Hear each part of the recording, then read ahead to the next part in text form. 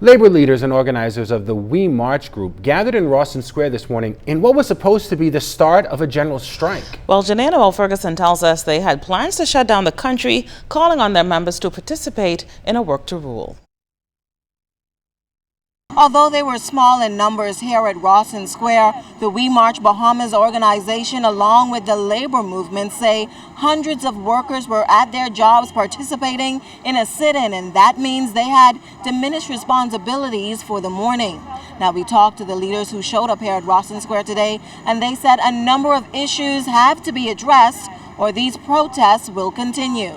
We want them to sit in because we have a plan. We have to graduate.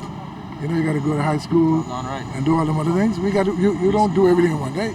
Now, although Trade Union Congress President Obie Ferguson claimed that there was strong support of the sit-in at the various government agencies that was expected to last from 9 a.m. to 12 noon Wednesday, Labor Director Robert Ferguson said this was not the case. All operations are going on as normal. There are no delays, there are no work to rule, and there are no incidents up to this time.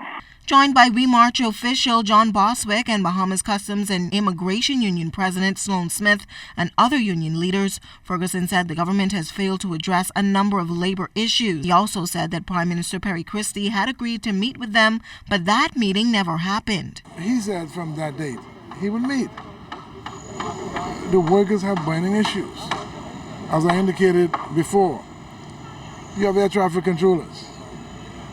They have not been paid for the overtime. These are things that have been signed off on. These are not things that the union is pulling out of the sky.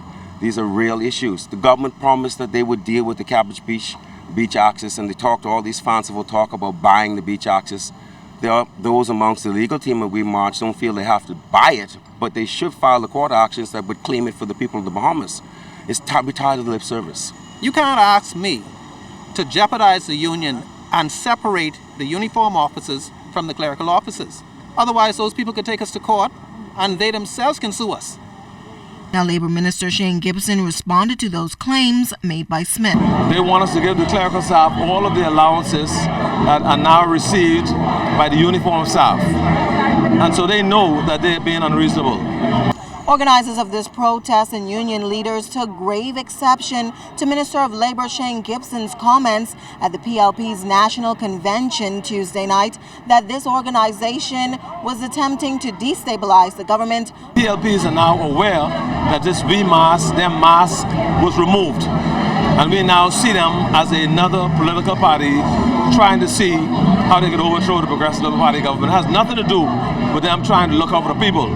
Very concerned when the minister made those kind of remarks because he was demonstrating every day. Every day he was out here. And he finally got, I guess, what he wanted. At Tuesday's PLP convention, Gibson also vowed that what happened at the Sandals Resort, where 600 employees were terminated, would never happen again.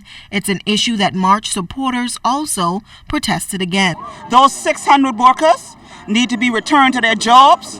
The 12 union executives need to be hired back, and the negotiations need to start. Now, noticeably visible at Wednesday's protest was F&M Senator Rodney Munker, who came to lend his support. Organizers say they will not rest on their laurels until their demands are met. Janaea Noel Ferguson, ZNS Network News.